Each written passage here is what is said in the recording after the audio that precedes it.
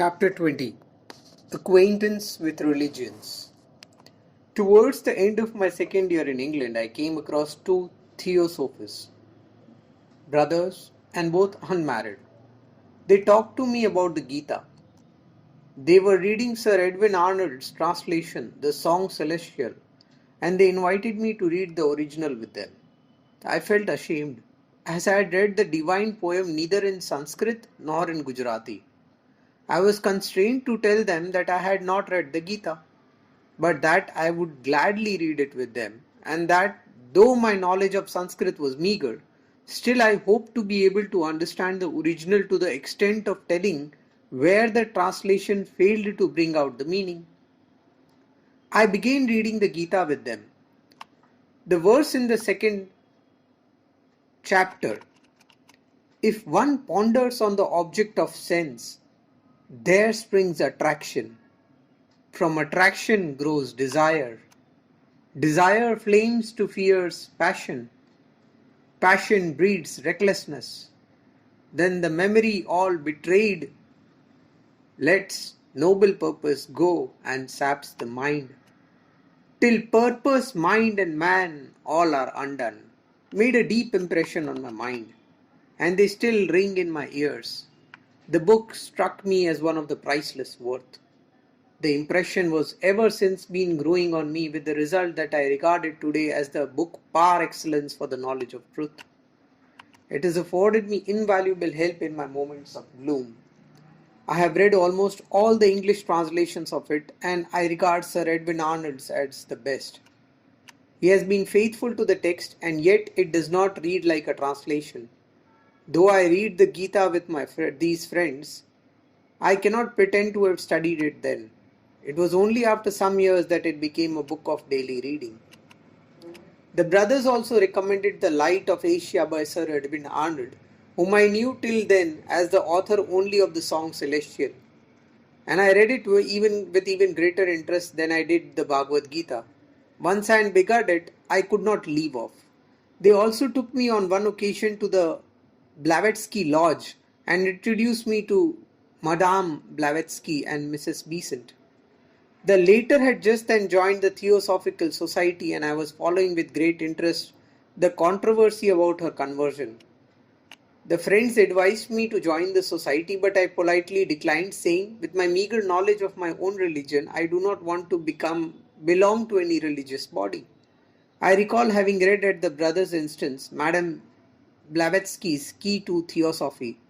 This book stimulated in me the desire to read books on Hinduism, and disabused me of the notion fostered by the missionaries that Hinduism was rife with superstition.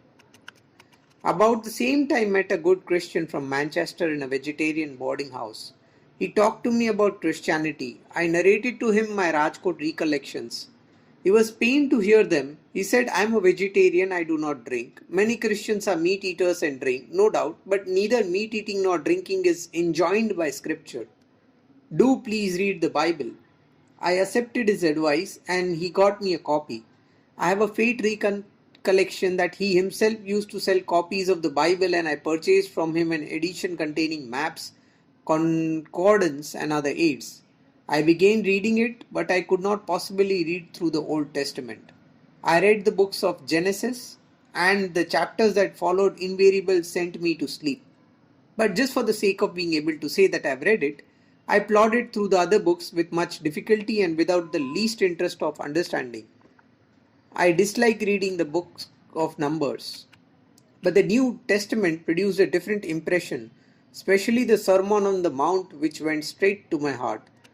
I compared it with the Gita. The verses, but I say unto you, that ye resist not evil, but whosoever shall smite thee on thy right cheek, turn to him the other also. And if any man take away the coat, let him have thy cloak too. Delighted me beyond measure, and put me in mind of Shamal Bhatt's for a bowl of water give a goodly meal, etc. My young mind tried to unify the teaching of the Gita, the Light of Asia, and the Sermon on the Mount. The renunciation was the highest form of religion appealed to me greatly. This reading whetted my appetite for studying the lives of other religious teachers. A friend recommended Carlyle's Heroes and Hero Worship. I read the chapter on the hero as a prophet and learned on the prophet's greatness and bravery and austere living. Beyond this acquaintance with religion, I could not go at the moment, as reading for the examination left me scarcely any time for outside subjects. But I took mental note of the fact that I should read more religious books and acquaint myself with all the principal religions. And how could I keep knowing something of atheism too? Every Indian knew Bradlaugh's name and his so-called atheism. I read some book about it, the name of which I forget. It had no effect on me, for I had already crossed the Sahara of atheism. Mrs. Besant, who was then very much in the limelight, had turned to theism from atheism, and that fact also strengthened my aversion to atheism.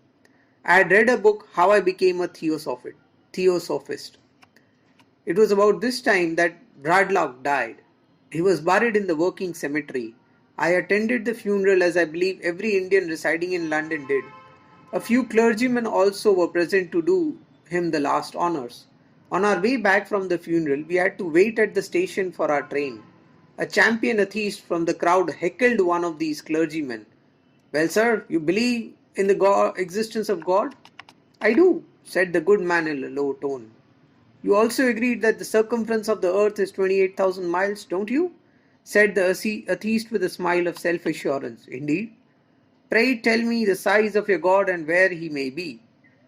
"Well, if we but knew, he resides in the hearts of both of us." Now, don't take me to be child," said the champion with a triumphant look at us. The clergyman assumed a humble silence. This talk still further increased my prejudice against atheism.